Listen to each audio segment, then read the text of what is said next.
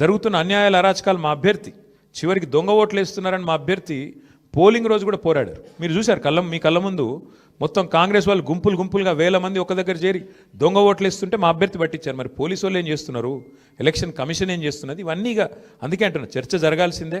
ఏ రకంగా అధికార యంత్రాంగం పనిచేసింది, ఏ రకంగా ఎలక్షన్ కమిషన్ పనిచేసింది, ఇవన్నీ మీ ముందున్నాయి. సరే ఇప్పుడు నేను ఓటమికి నేను సాకులు వెతకట్లేదు. ముఖ్యంగా మా సోషల్ మీడియాలో పనిచేసే మా తమ్ముళ్ళు చెల్లెళ్ళకు కూడా నేను హృదయపూర్వకంగా అభినందనలు చెప్తా ఉన్నాను.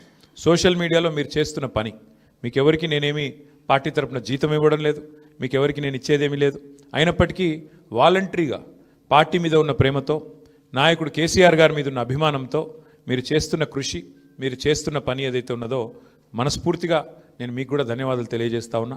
తప్పుడు ప్రచారము, నువ్వు డబ్బులు ఇచ్చి పెట్టుకున్న సోషల్ మీడియా నువ్వు చెప్పిందే రాస్తాడు.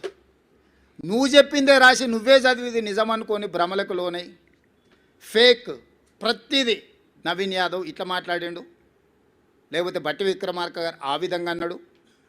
అంటే ఫేక్ న్యూస్ నువ్వే క్రియేట్ చేసి ఆ ఫేక్ న్యూస్ నువ్వే నమ్మి నువ్వే కొద్ది మందికి సర్వేల పేరు మీద నగదిచ్చి, సరే వాళ్ళు ఎన్నికల్లో నెగ్గడానికి ఏదో ఇట్లాంటి ప్రయత్నాలు చేస్తారే, మీ విశ్వసనీయత పోగొట్టుకోకండి, వాటిని ప్రసారం చేసి అని చెప్పి ఛానల్స్ అండ్ పేపర్స్ కూడా నేను రిక్వెస్ట్ చేసిన. ఇప్పుడు నిజాలు తెలిసినాయి కదా, నేను ఆ రోజు కూడా చెప్పిన.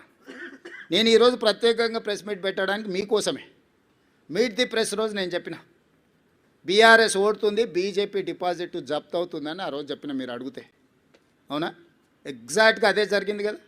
ఇంకా బీఆర్ఎస్ను బతికించాలని ఆ ఛానల్స్ యొక్క ఉత్సాహం అయితే నాకు అర్థం కాలేదు. దయచేసి మిగతా రాష్ట్రంలాగా ఛానల్స్ను కనిపించకుండా చేయాలంటే ఒక నిమిషం పని.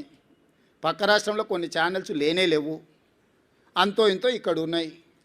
మేము మాకు వ్యతిరేకంగా మీరు వేసినా కూడా ఏమనుకుంటా సరే నడుస్తుందని. కానీ వాస్తవాలు ఒక పక్కన ఎన్నికల కమిషన్ ఇస్తున్న ఫలితాలను కాదని టీవీ ఛానల్స్ ఫలితాలను ఇస్తే ఎట్లా? మీరే ఎన్నికల్ని నిర్వహిస్తారు, మీరే ఎన్నికల ఫలితాలు ప్రకటిస్తారు, మీరే అభ్యర్థులను కూడా గెలిపించి సర్టిఫికేట్ ఇస్తారా అండి?